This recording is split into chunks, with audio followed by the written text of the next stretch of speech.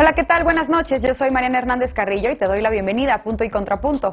Ayer los mandatarios de México, Estados Unidos y Canadá se reunieron por primera vez de manera presencial para participar en la 9ª Cumbre de Líderes de América del Norte, celebrada en Washington, D.C. Además, el presidente Andrés Manuel López Obrador sostuvo reuniones bilaterales con su homólogo estadounidense Joe Biden y con el primer ministro de Canadá, Justin Trudeau.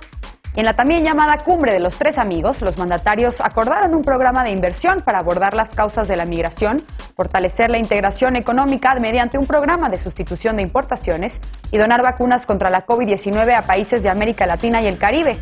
Esta noche haremos un balance sobre la cumbre trilateral entre México, Estados Unidos y Canadá con 4 personas expertas y discutiremos también los retos que enfrenta la región de América del Norte. Acompáñanos en la mesa de viernes que ya empieza Punto y Contrapunto.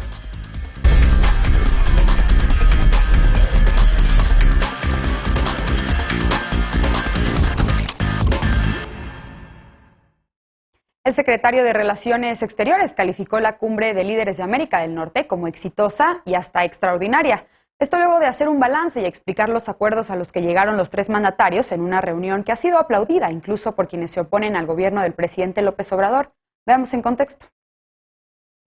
Este jueves se realizó la 9ª Cumbre de Líderes de América del Norte en Washington, Estados Unidos, en la que participaron los presidentes de México, Andrés Manuel López Obrador, de Estados Unidos, Joe Biden, y el primer ministro de Canadá, Justin Trudeau. Tras calificar la reunión trilateral como extraordinaria, el secretario de Relaciones Exteriores, Marcelo Ebrard, dijo que los mandatarios acordaron un programa de inversión que podría llamarse Sembrando Oportunidades para combatir las causas que originan la migración. Según el canciller, podría beneficiar aproximadamente 540,000 personas de Centroamérica y el sur de México. Además, los mandatarios acordaron donar vacunas contra la COVID-19 a países del Caribe y América Latina.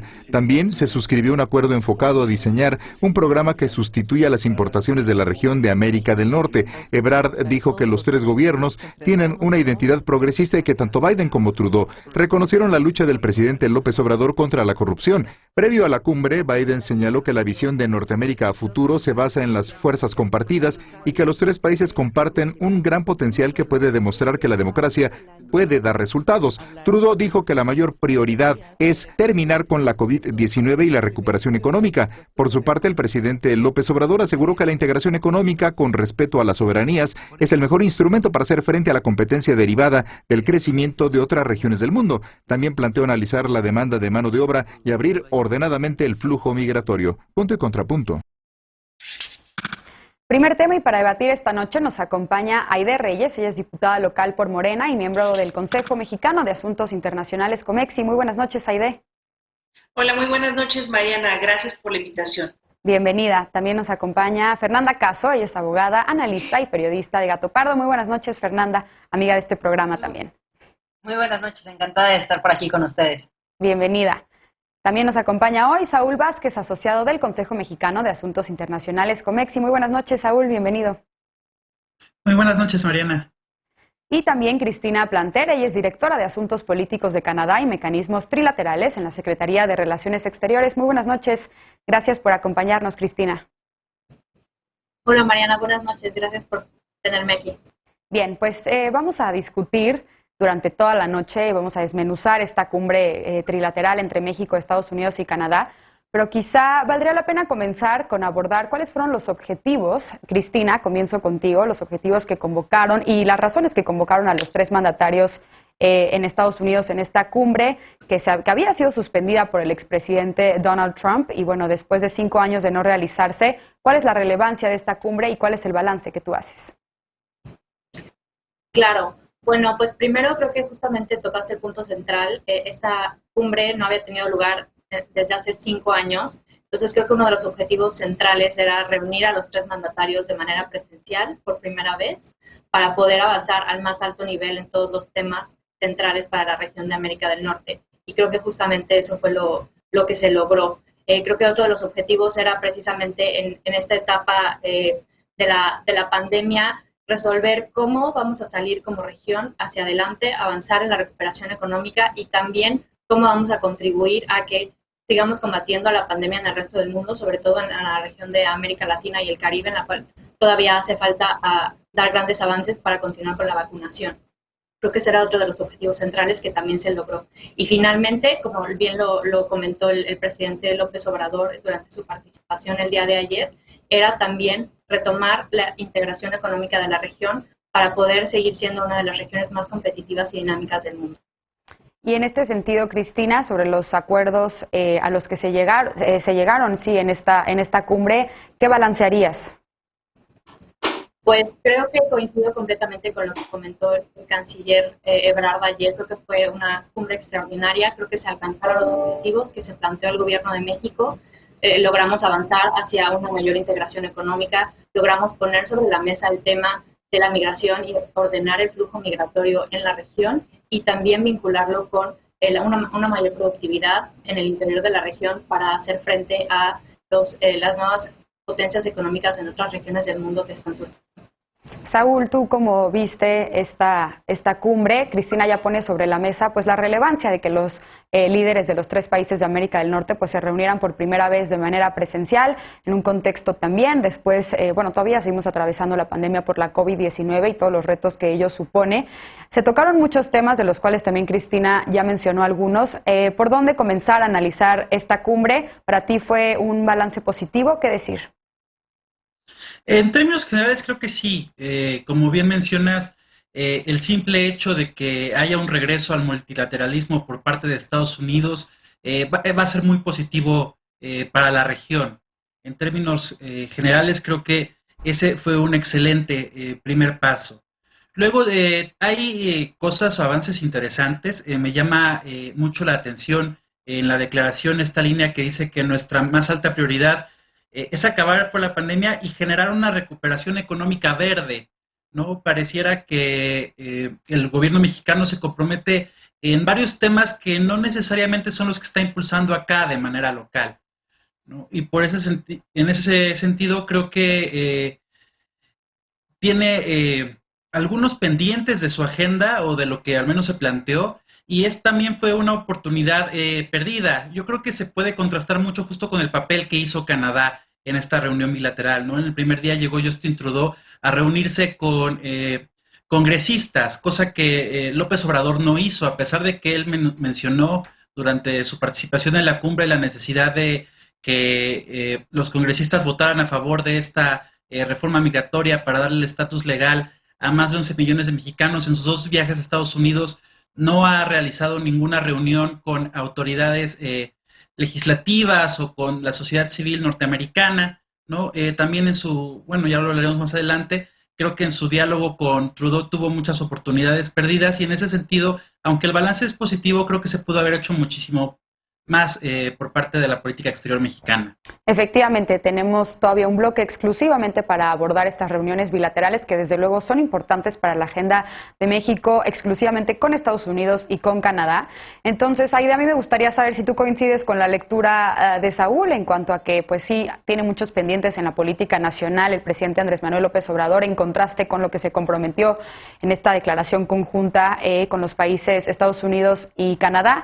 ¿Qué destacas tú de esta cumbre? ¿Quedó pendiente muchos temas? Gracias, Mariana. Bueno, primero abro paréntesis para felicitarte y decirte que desde aquí te aplaudimos por estar ahora en Punto y Contrapunto. Cierro paréntesis y a Gracias. La participación. Bueno, yo honestamente coincido respecto al punto de vista de Saúl. Creo que hay temas que efectivamente a lo mejor hace más falta profundizar en México, es verdad, como el tema del cambio climático. Sin embargo, no es algo a lo que el gobierno federal esté ajeno. Ahora, coincido con la visión de Cristina, ¿no? Yo creo que fue una reunión exitosa, pero hay que ser muy cautos, es decir, como todas las reuniones que son de líderes mundiales, ¿qué es lo que pasa siempre? Que vemos reuniones con caras muy amables, con mejores declaraciones, pero al final del día lo que vamos a realmente poder evaluar son los resultados que tengan estos acuerdos en las siguientes semanas y meses y años, y además cuando los conozcamos a mayor profundidad, porque ahorita tenemos información que está en los medios de comunicación, está la declaración conjunta, donde por supuesto que ahí se expresa de manera muy, muy amplia cuáles son los acuerdos principales entre los 3 países. Yo destaco mucho que sobre la mesa ya está de manera tan insistente el tema de la regulación de la migración. esta parte que propuso el presidente López Obrador de poder tener una migración regular, segura y ordenada, especialmente enfocada al tema laboral, donde puedan ir donde puede ir la gente en los diferentes 3 países, ¿no? Porque no se trata solamente de que los mexicanos vayan a Estados Unidos, recordemos que también nosotros somos un país que recibe migrantes, también está Canadá, y creo que esta propuesta me parece muy importante. Ahora se planteó ahí, acuérdense que también ahorita se está discutiendo en Estados Unidos el tema de la reforma migratoria, entonces yo creo que no era dada la congruencia que él tiene de no intervención, me parece a mí que esa sería una explicación de por qué no reunirse con congresistas justo ahorita desde el punto de vista y la congruencia que él ha mantenido de ese dicho al hecho, ¿no? Entonces, yo destaco mucho eso y también esta parte de la reactivación económica necesarísima para la región, que obviamente va de la mano con la recuperación por la pandemia del COVID-19, este planteamiento que hizo y la analogía de decir, bueno, a ver, si China ahorita produce el 14% y la región de México, Estados Unidos, Canadá produce el 12% de comercio mundial, bueno, si seguimos así, si no actuamos de forma integrada, pues China va a producir el día de mañana el 42%. Entonces hay que ir avanzando y siendo muy realista, evolucionando acorde a la sí. realidad que nos impone la globalización. Gracias. Fer, efectivamente uno de los temas que más expectativa había causado es el tema de la migración y sobre todo por el fenómeno migratorio que tenemos entre México y Estados Unidos. Y yo celebro personalmente que en la declaración conjunta haya una visión conjunta, desde luego entre México y Estados Unidos y Canadá, de apoyar el Pacto Mundial de Migración Segura, Ordenada y Regular, un pacto y un documento en el que Estados Unidos se había desvinculado con él bajo el mandato del expresidente Donald Trump y que, bueno, al parecer ahora con la administración Biden, pues hay un regreso a poder manejar estos flujos migratorios de manera ordenada, abierta a los migrantes, o al menos en el discurso, pero justo quería preguntarte si tú crees que es un compromiso lleno de buenas intenciones, pero no tenemos una reforma migratoria. ¿Cómo lo ves y qué destacas de esta jornada diplomática?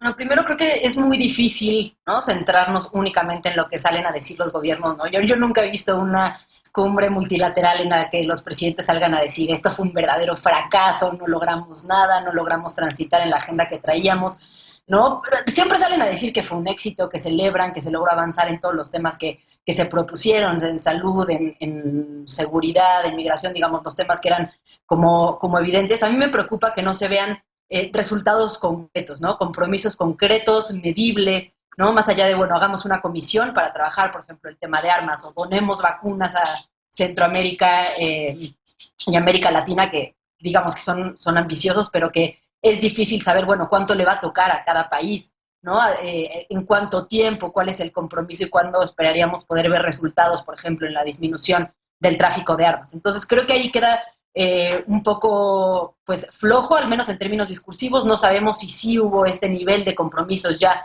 en corto, ¿no?, en las reuniones que se tuvieron o ya con los equipos de trabajo, pero al menos en lo que nos llega, pues sí son estos como compromisos muy genéricos. Esto no es tampoco para decir que la reunión no valió la pena. Yo creo que fue una gran reunión. Era necesario retomar un espacio como este, porque además a veces no dimensionamos lo poco relevante que es México, y suena feo decirlo en términos diplomáticos. México tiene una enorme importancia en Estados Unidos en términos económicos, comerciales, como hemos dicho, de migración, de seguridad, pero a la hora de la mesa diplomática vemos que México no ocupa un lugar equivalente, ¿no?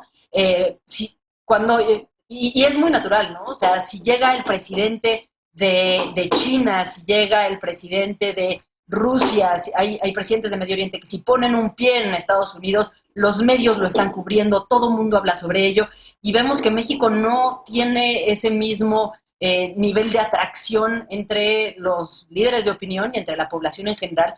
Creo que este tipo de reuniones son indispensables y son el primer paso para empezar a detonar todo este, llamémosle soft power alrededor, que se necesita para poder transitar también en las otras agendas.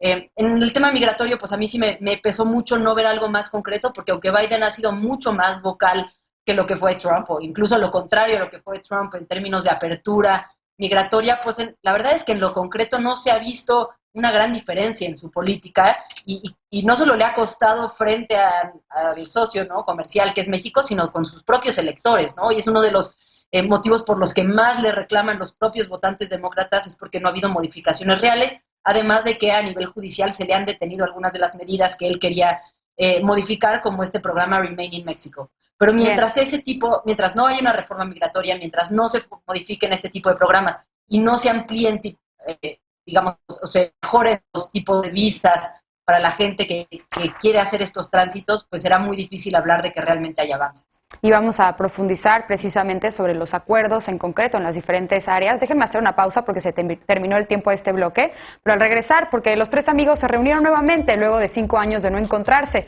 La agenda contempló temas como migración, comercio y aspectos laborales de las tres naciones. ¿Cómo perciben nuestros analistas lo ocurrido en Washington? Regresamos con esto, punto y contrapunto, no te vayas.